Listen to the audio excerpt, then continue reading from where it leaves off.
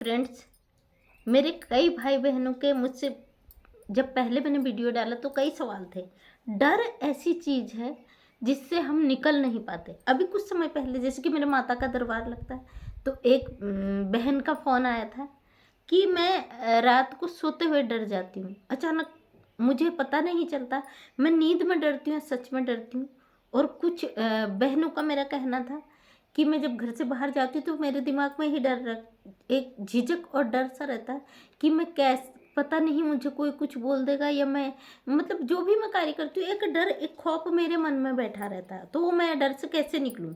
सबसे बड़ी बात है डर का। उनका कहना तो यही था कि अब मैं माता की चौकी में आती हूँ, आप मुझे दिखा दीजिए। सबसे बड़ी बात कि डर का कारण हम पहले खुद होते हैं। डर हमारे मन का एक वहम है, एक ऐसा वजूद है जिसे हम मान लेते हैं, अपने दिल में बैठा चुके हैं होते हैं कि अगर हम ऐसा करेंगे तो उसका रिजल्ट, उसका हम हल भी बता देते हैं कि अगर हम ऐसा करेंगे इसका परिणाम ये होगा। हमेशा हम जो चीज़ सोचते हैं ना काल्पनिक, तो उसका रिजल्ट भी हम पहले सोच रहे थे कि अगर हम ये करेंगे तो इसका भी एक ये रीजन होगा। जैसे कि आपने कई केसेस में देखा होगा, जो चोर चोरी करते हैं तो उन्हें अंजाम का परिणाम नहीं होता कि हम चोरी करेंगे तो उसके बाद जो रिजल्ट आएगा, जो कि क्रिमिनल एक्ट के तहत आता है, क्राइम में आता है, तो हमें सजा भी होगी, ये चीज़ वो नहीं सोचते हैं और इसी रीजन से वो ऐसे क्राइम को करते हैं। अगर व्यक्ति मन में किसी चीज़ का विचारधारा बना लेता है ना, किसी को पता हो तो मुझे ये करना है, और अगर उसका अंजाम को वो सोच ले कि इसके बाद क्या होगा, तो वो चीज़ को कर नहीं पाता। यही होता है डर के लिए। डर हमारे मन के अंदर जो बैठ चुका है उसके लिए हम पहले ही अपनी धारणा बना चुके होते हैं कि हमारे अंदर जो डर है वो होगा, अगर हम ये डर का ये रिजल्ट होगा, वो हमें पता होता है। एक वहम है, एक मात्र एक वहम है। कुछ दिन पहले एक बहन का फ़ोन आया था मेरे पास, फॉर एग्जाम्पल मैं आपको बता रही हूँ। तो मेरी भक्त माता की चौकी में आती थी, और कई चीज़ें होता है कि मैं झाड़ा फूका जो होता है विभूति वगैरह उससे सही हो जाते हैं, लेकिन कभी कभी पॉजिटिव वे भी ऐसी चीज़ होती है डर को ख़त्म करने का काम करती है। उनका मुझे कॉल आता है, माता जी मैं नींद में सोते हुए अचानक मैं डर रही हूँ, मुझे किसी बेटी की डेथ हो गई उनकी फैमिली में, तो मुझे बार बार सपने में दिखाई दे रही है और मैं डर रही हूँ। तो अब मैं दूर हूँ भाई, मैं यहाँ से कर क्या सकती हूँ? तो मैंने सोचा, मैंने उन्हें एक छोटा सा उपाय बताया। उपाय एक वहम का ना, इंसान मान लेता है ये चीज़ें मेरे साथ हो रही है और इस वजह से हो रही है, तो हम उसको उपाय, मैंने छोटा सा एक उपाय बताया। मैंने बोला उनसे, एक मोर पंखी अपने तकिए के नीचे रखना, आपको डर नहीं लगेगा। दूसरे दिन सुबह उनका कॉल आता है, सपने में वो लड़की मुझे फिर से दिखी, लेकिन इस बार मैं नहीं डरी। वो आपको बता दूँ रीजन, अगर रजनी है उनका नाम, अगर आप मुझे देख रही हो तो ज़रूर, मुझे लगता है आप समझेंगे इस स्थिति को। कभी कभी होता, हम जब ज़्यादा डर हमारे मन में हावी हो जाता है ना, तो फिर उसका हम हल ढूंढने लगते हैं, या तो हम खुद डिसाइड कर लेते हैं कि डर हमारे मन में है, डर का ये परिणाम होगा, और उस डर से हम उनके हल ढूंढने की कोशिश करते हैं। कभी कभी क्योंकि डॉक्टर्स के पास ही ट्रीटमेंट नहीं होते, आप सब लोग जानते हो, डॉक्टर के पास इन चीज़ों का, डर का कोई इलाज नहीं है। आपके पास सारी बीमारियों का इलाज डॉक्टर के पास मिलेगा, लेकिन आप डॉक्टर को बोलोगे मैं डरती हूँ, तो उसका इलाज नहीं होगा, वो सीधे डायरेक्ट पागल खाने का पता बताएगा कि आप वहाँ मेंटल असाइलम जाओ, वहाँ जाके इलाज कराओ। डॉक्टर ये चीज़ समझ, क्योंकि साइकोलॉजिक जो इफेक्ट है वो, उसका डॉक्टर अलग होता है, उसका एक साइकोलॉजिस्ट अलग से होते हैं, तो डॉक्टर के पास भी इस चीज़ का ट्रीटमेंट नहीं है। उसके लिए आप खुद अपने मन के अंदर झांको। कुछ नहीं था, एक मयूर पंख उसे रखने को बोला। दूसरे दिन उन्होंने बोला मुझे कॉल करके कि आज मैं रिलैक्स फील कर रही हूँ, मुझे कुछ नहीं हुआ, मैंने तो ऐसे कुछ नहीं करा, ना कोई माता देवी देवताओं को, ना डॉक्टर को, ना भूत प्रेत को, कुछ नहीं। बट एक छोटा सा एक पॉजिटिव वे था कि उनके मन का और डर मुझे भगाना था। एक छोटा सा उपाय बताया।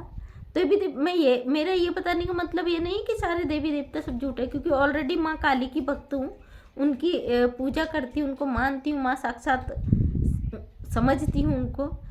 मैं अगर पढ़ी लिखी हूँ, साइकोलॉजी को मानती हूँ, तो मैं इन चीज़ों को भी मानती हूँ।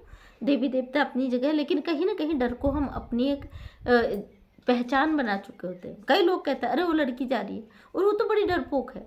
और वो लड़का जा रहा है वो बड़ा डरपोक है, मतलब उनकी एक वो बना दी जाती कैटेगरी कि ये डरपोक है, उनको अलग से एक्सट्रैक्ट नाम दिया जाता है कि ये है। वो अपनी पहचान बना चुके होते हैं, वो पहचान से वो बाहर निकलना नहीं चाहते हैं। सबसे बड़ी बात, अगर उनसे बोल दिया जाता आपको, अगर उनको कोई चीज़ करने को बोल दिया जाता, वो अपने माइंड में एक धारणा बना चुके होते हैं कि नहीं नहीं ये नहीं होना तो यही होना है, तो वो डर उनका डर बन के रह जाता है। सबसे बड़ी बात आपको बताऊं, एक बार मैं एक स्टेज में गई थी, मैं पहले भी इस चीज़ को बता चुकी हूँ, जैसे कि मैं क्षेत्र पंचायत का चुनाव लड़ी, उसमें मात्र 19 साल की मेरी एज थी, ओनली 12th में ग्रेजुएशन कर रही थी, उसमें शायद सेकेंड या थर्ड ईयर में थी।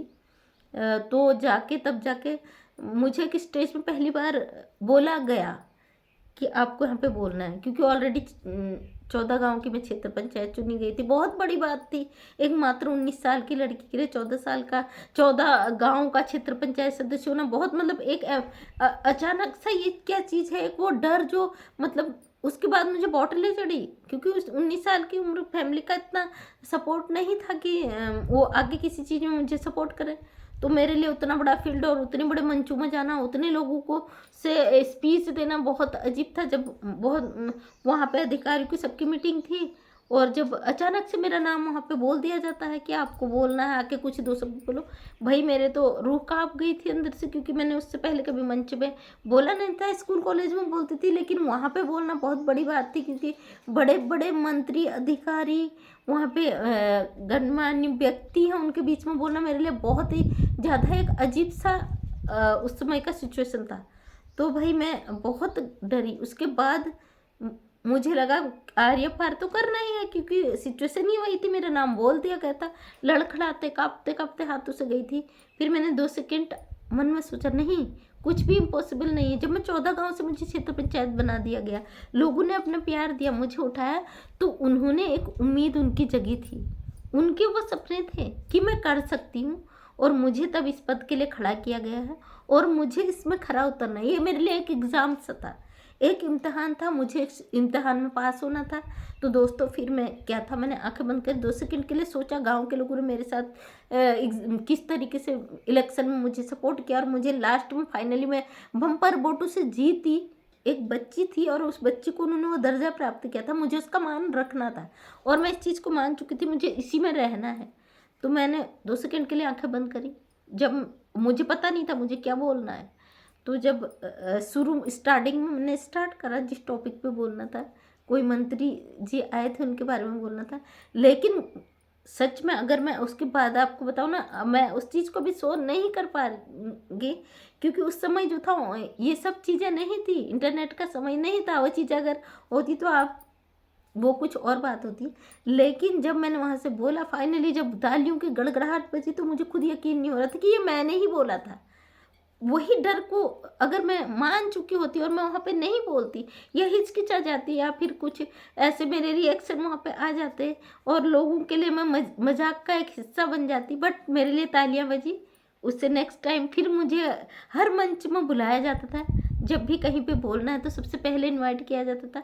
बहुत अपना एक जो बैकग्राउंड था तैयार कर चुकी थी, वही डर था जो मुझे मैनेज करना था, और वो मैनेज किया। उस डर को मैं अपने दिल से निकाल पाई। आज इस सोशल साइट पे आपको ये सब चीज़ें शेयर कर रही हूँ। अगर उस डर को मैं अपनी कमजोरी बना चुकी होती, मान चुकी होती कि नहीं मैं नहीं कर सकती, और उस दिन मैं स्टेज से आगे हट जाती और मैं बोल देती मैं नहीं बोल सकती, तो मैं आज यहाँ पे नहीं होती। ऊपर वाले की दुआएं हमेशा साथ रही हैं, और लेकिन अपने आप को कभी हारा हुआ महसूस नहीं करा, हमेशा जीतने का दम रखा। कोई भी स्टेज हो तो मैंने उसमें ना नहीं बोली, कोई भी सिचुएशन है उसमें ना नहीं बोली, क्योंकि अंदर से एक सपोर्ट है खुद का, किसी और का नहीं। फैमिली का कोई बैकग्राउंड नहीं था, कोई मतलब सपोर्ट नहीं था, बट मुझे अपने आप पर भरोसा था। अगर भरोसा आपको खुद पर है तो दुनिया का कोई डर आपका कुछ नहीं बिगाड़ सकता। तो दोस्तों उम्मीद करती हूँ इस वीडियो से आपने बहुत कुछ सीखा होगा। अगर आगे आप मेरी इसी तरीके की वीडियो देखना चाहते हो, फिर नेक्स्ट टाइम फिर लेके आऊँगी। डेली सुबह 8 बजे में एक वीडियो आती है, और शाम 6 बजे एक वीडियो आती है। डेली रात 8 बजे मैं लाइव आती हूँ, उस लाइव से जुड़े। बहुत बहुत धन्यवाद आपका। उम्मीद करती हूँ माता रानी अपनी कृपा आप पर बनाए रखे, सदा सत्य के साथ रहें, सत्य के लिए लड़ती हूँ। तो थैंक यू आप लोगों का। अगर आने वाली वीडियो का पे आप आना चाहते हो तो प्लीज़ मेरे चैनल को सब्सक्राइब करें, ताकि आने वाले वीडियो का नोटिफिकेशन आप तक मिल सके, और मैं दूसरी वीडियो लाऊं तो उसका आप तक उसका नोटिफिकेशन आ पाए। तो दिल से आप लोगों का धन्यवाद, आपने इतना सारा प्यार दिया, उसके लिए ढेरों सारी शुभकामनाओं आपके लिए। माता रानी की कृपा आप पर सदा बनी रहे, दिल से ये दुआ करती हूँ। Thank you.